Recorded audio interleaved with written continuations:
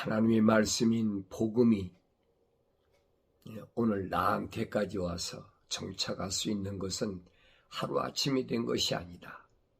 그래서 성경을 자세히 상고해 보면 나에게 복음이 오기까지 얼마나 많은 시련과 얼마나 많은 사람들의 희생이 있었는지를 우리가 잘 알 수가 있습니다.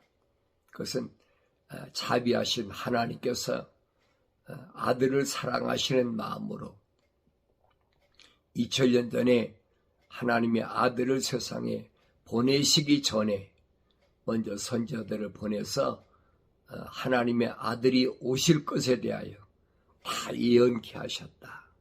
하나님의 창조의 큰 그림을 볼 수가 있어야 됩니다. 그래서 하나님께서는 하나님의 그 거룩한 사랑, 거룩한 하나님의 그 호흡으로 조성된 사람들을 위해서 어떤 많은 사람들을 동원하셨나 하는 것을 성경은 자세히 설명해 주고 있는데, 성경을 내가 읽지 않으면 알 수가 없어요. 하루아침에 알게 되는 게 아닙니다. 그래서 하나님의 진리의 말씀은 항상 잊지 않고 기억하라. 그래서 이스라엘 백성들에게도 항상 하나님께서는 뭘 말씀하시느냐, 하나님의 약속과 명령을 계속 되새김질하라는 거예요. 이 깨닫지 못하면 안 되지.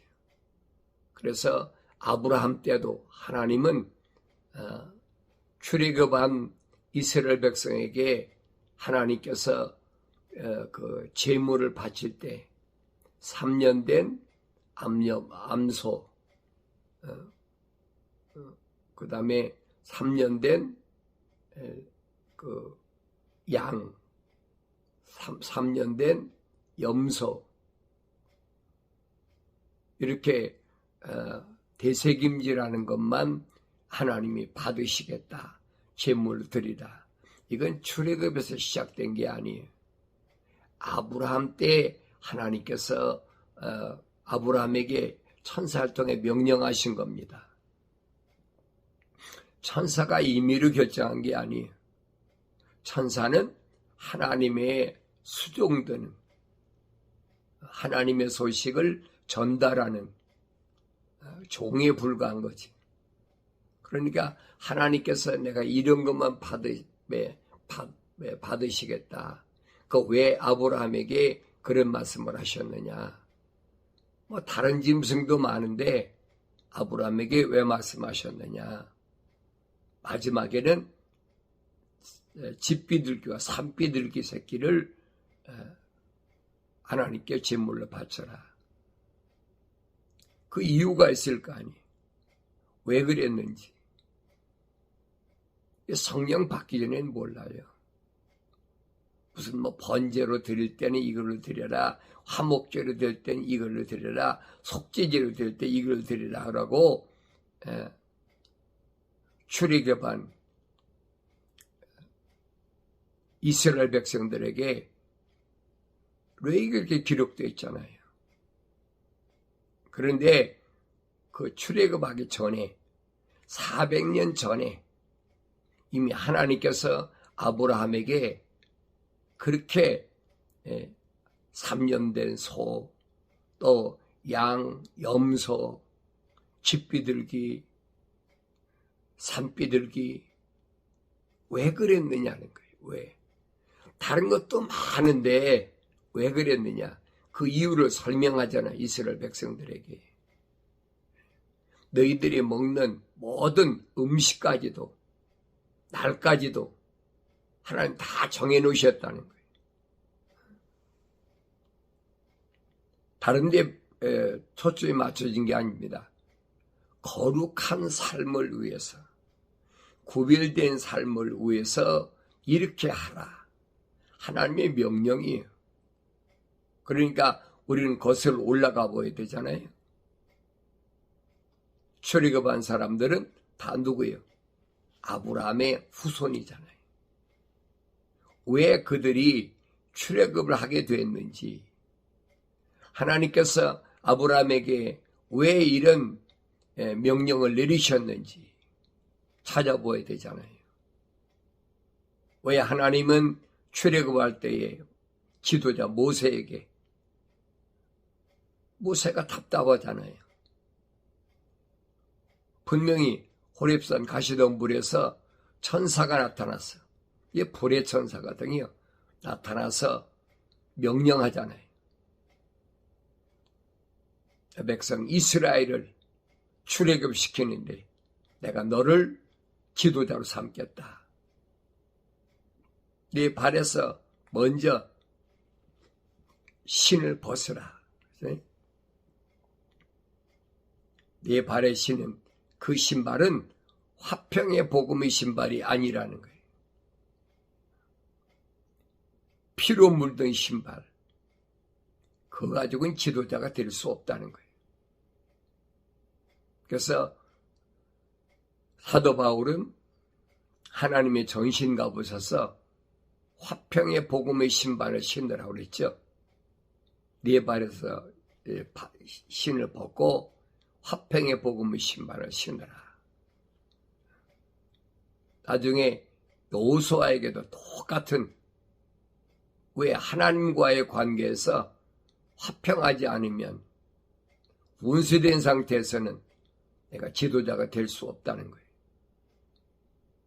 이 화평은 예수 십자가 보혈로만이 모든 죄를 깨끗이 씻고 하나님과 원수됐던 그런 삶에서 이제 하나님과 화목하게 된다. 하나님 거룩한 백성들과 화목하게 된다. 그 지도자가 먼저 본이 돼야 된다 하는 것을 설명해 주고 있습니다.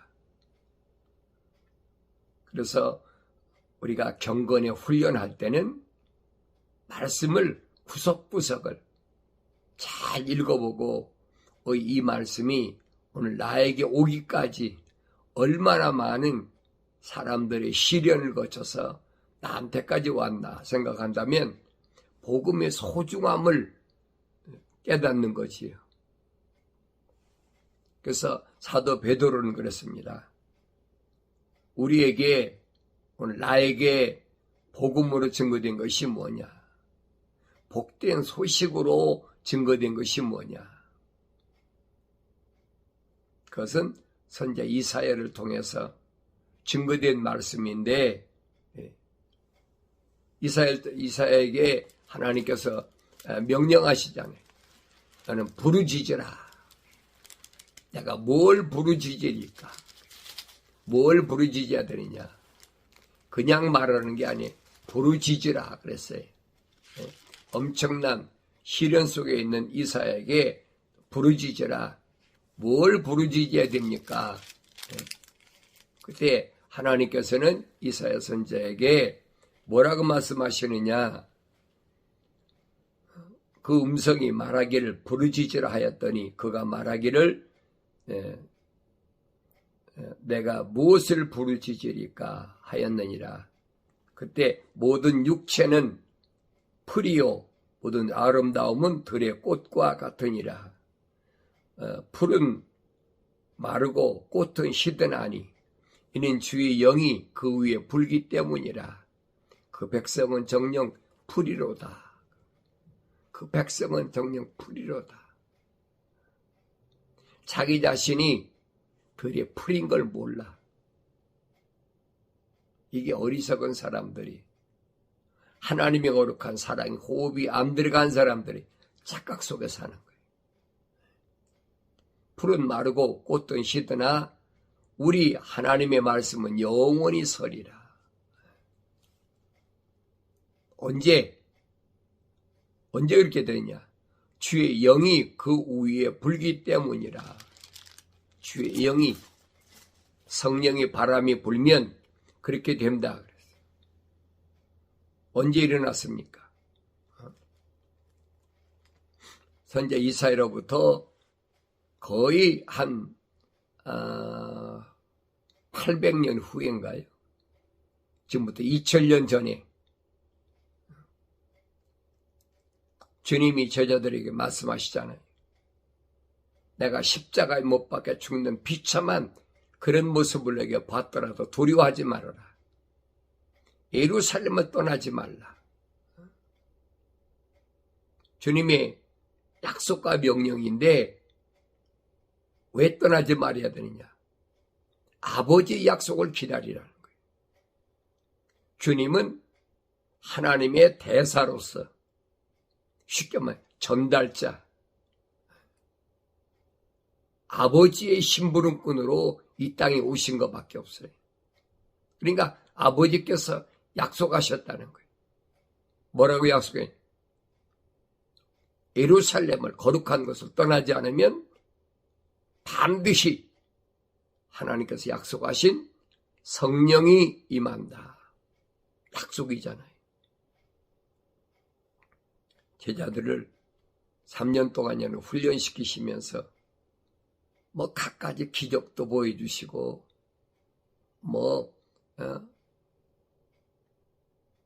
전지전능이잖아요. 보리떡 5덩이, 물고기 2마리 가지고 남자만 5,000명을 먹였다. 또 보리떡 7덩이 가지고 남자만 4,000명 먹였다. 여러분, 가능한 얘기예요. 하늘 아래 피조물로서는 도저히 할 수 없는 일이에요. 이 제자들이 얼마나 든든합니까? 우리 선생님이 이 정도니까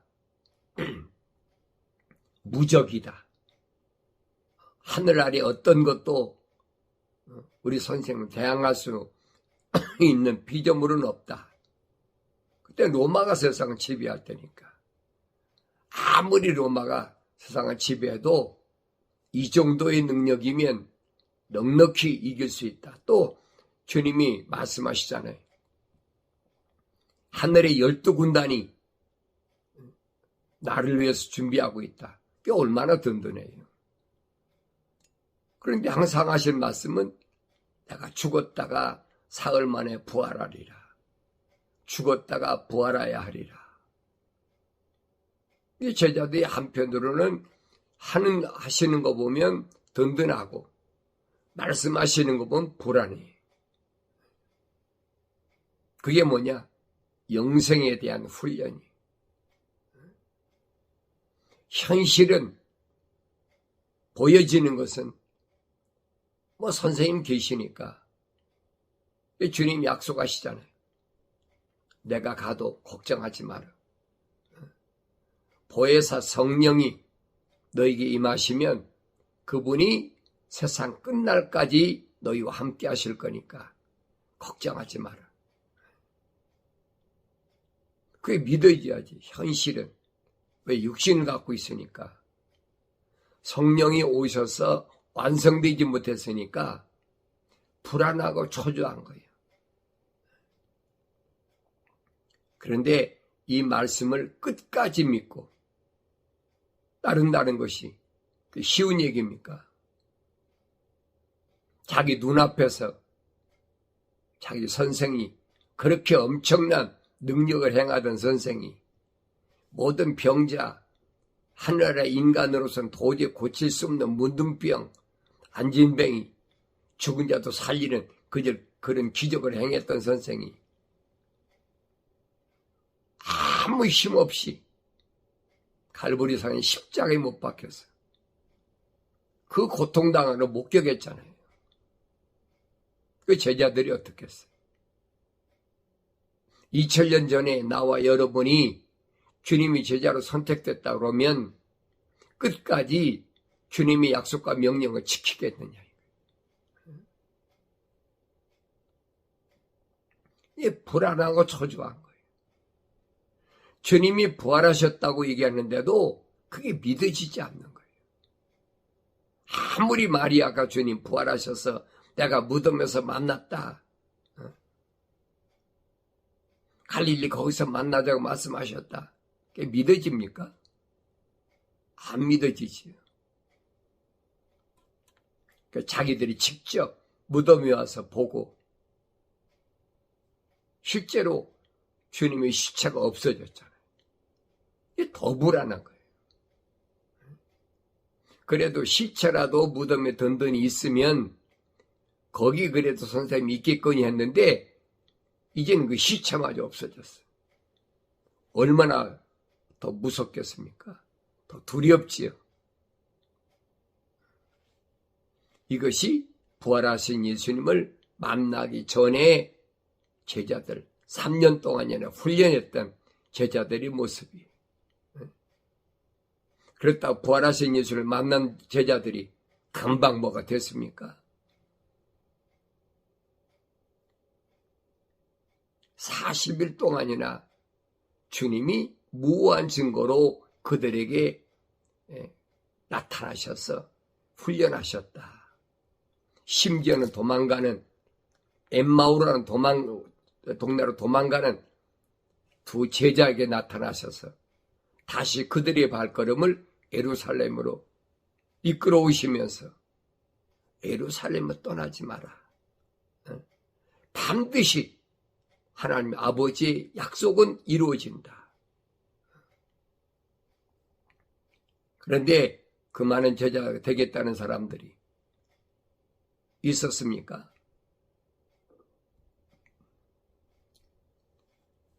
마지막까지 기다리고 마가집 다락방에서 기도하면서 목숨 걸고 주님의 약속을 믿고 주님 명령에 순종한 사람은 120명밖에 안 된단 말이에요. 그 왜 120명이냐는 거예요.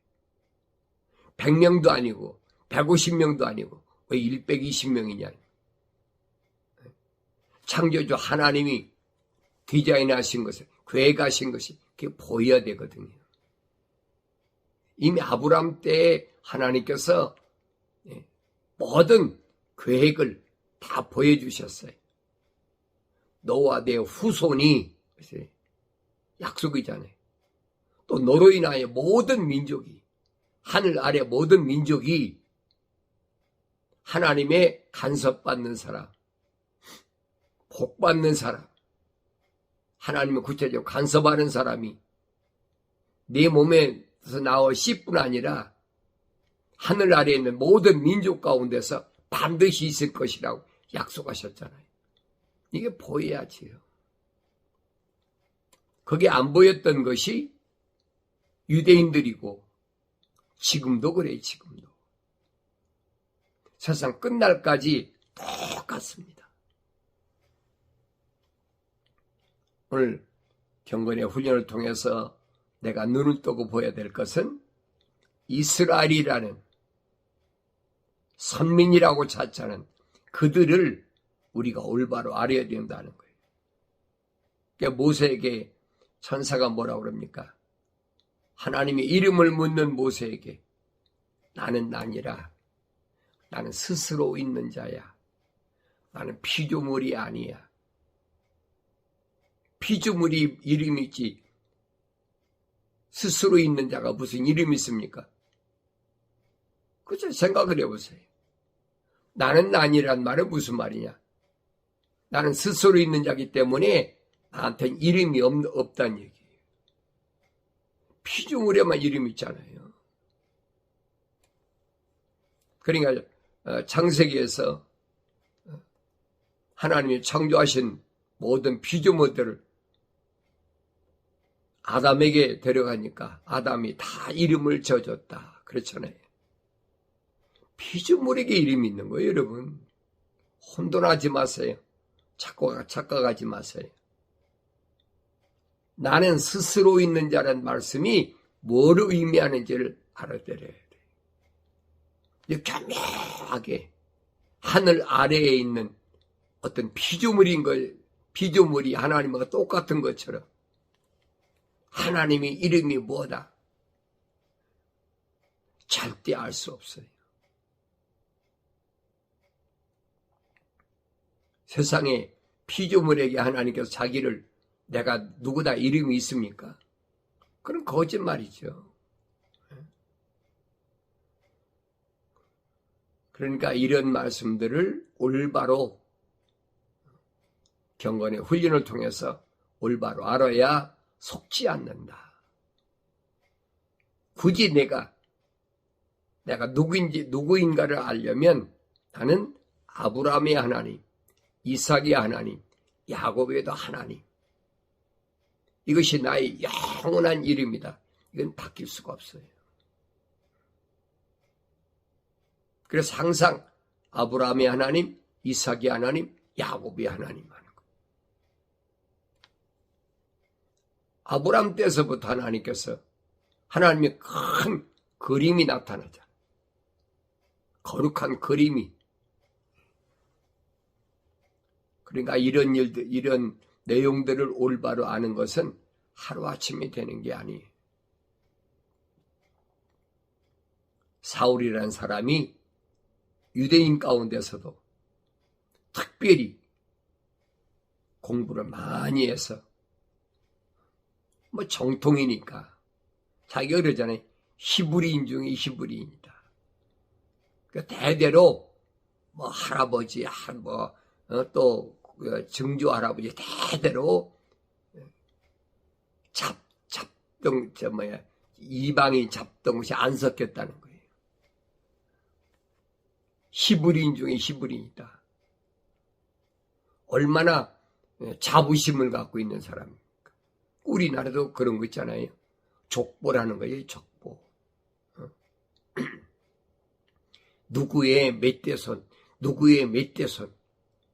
혈통적인 족보 내세우잖아요. 바울도 똑같았어요. 바울이 그랬잖아요. 내가 너희가 나를 그렇게 한때 잘못된 길로 갔다가 돌아왔더니까 무시하니까 자기를 밝히잖아요. 나는 히브리인 중에 히브리인이다. 나 바리새인이다. 난 이제 8일 만에 할례받은 정통적 유대인이다. 그런데 부활하신 예수님께서 나를 부르셔서 내가 주님의 그 명령에 순종했기 때문에 120명이 예루살렘에서 오순절날 마가집다라고 있을 때 성령이 바람이 분 것처럼 나도 다마스커스에 가서 아나니아라는 선지자를 통해서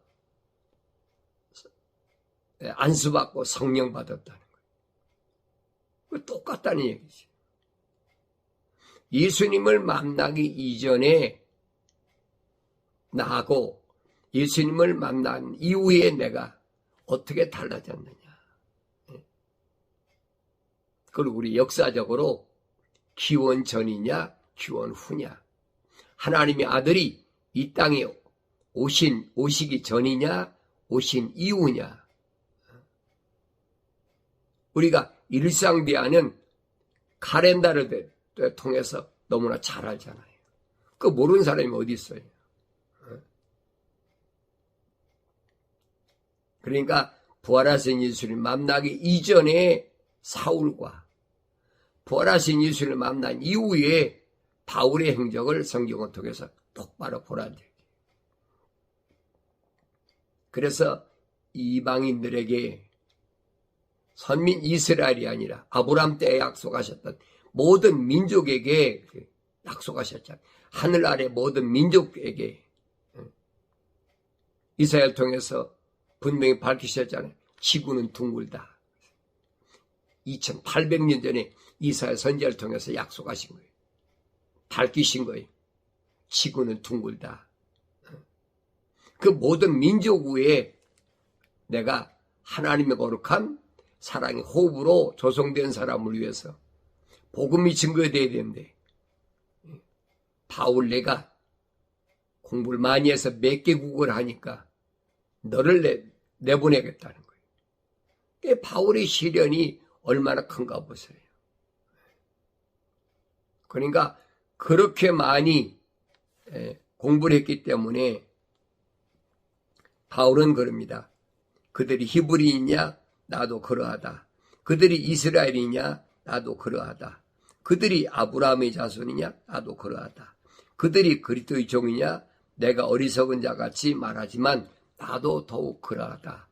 내가 더 많이 수고하였고 매도 헤아릴 수 없이 맞았고 또 빈번히 감옥에 갇혔고 죽을 고비를 여러 번 당하였으니 유대인으로부터 40에 하나 뺀 매를 5번이나 맞았고 3번 몽둥이로 맞았으며 1번 돌로 맞았고 3번 파선을 당하였는데 하루 밤과 낮을 깊은 바다에서 보냈으며 여러 번 여행 중에 강의 위험과 강도 위험과 동족으로부터 위험과 이방인들부터 위험과 성읍에서 위험과 광야에서 위험과 바다에서 위험과 거짓 형제들 가운데서의 위험을 당하였으며 수고하고 애쓰며 자주 깨어있고 배고프며 목마르고 자주 금식하며 춥고 헐벗었노라. 그 외부의 일들 외에도 날마다 나에게 밀려드는 것은 모든 교회에 관한 염려라. 이렇게 엄청난 시련을 통해서 2000년 전에 바울을 통해서 그렇게 증거하고자 한 복음이 오늘 나에게까지 왔다. 이 복음의 소중함을 알아야지. 내가 누군가, 내가 누구기에 이 엄청난 사도들의 고통, 또 이 엄청난 시련 속에서 이 복음이 나에게까지 증거되도록 하나님께서 얼마나 많은 사람들을 희생시키시오. 그래서 나에게 복음이 증거됐나. 여러분 그걸 안다면 하나님 말씀의 소중함을 말할 수가 없어요. 세상에 어떤 것과도 바꿀 수 없는 보석 중에 보석이에요. 하늘 아래 어떤 것과도 바꿀 수 없는 가장 소중한 거예요. 근데 어리석게 생각하고 있어요.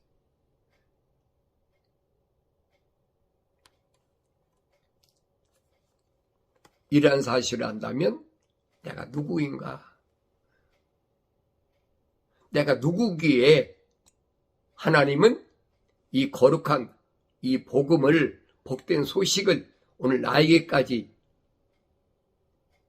그 많은 시련과 어려운 과정을 거쳐서 나에게 주셨나. 요한계시록을 보세요. 사도 요한은 어땠나. 지중해 밤모섬에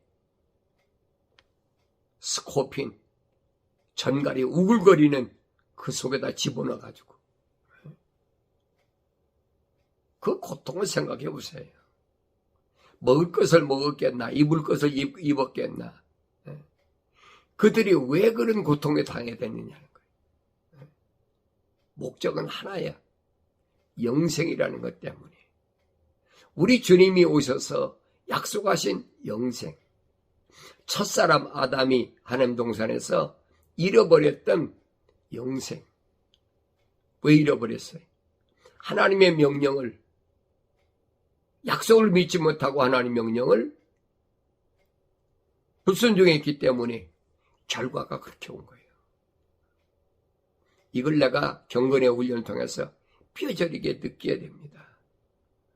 그렇다면 내가 목숨을 걸고 이 육신이 다 헤어질 때까지 바울이 이 엄청난 이 시련, 감옥에 수없이 갇히고 이런 과정을 통해서 이 복음이 나한테까지 주셨다면 다른 존재가 어떤 존재인가 다시 한번 깨달아야 됩니다.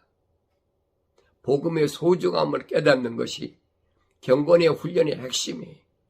그래서 하나님께서 약속하신 영생은 바로 내 것이다. 나를 위해서 하나님 약속하신 것이다 하는 것을 이 아침에 잊지 않고 이 하루도 영생을 탈취하려는 사탄 마귀로부터 반드시 성령으로 충만함으로 승리하시길 바랍니다.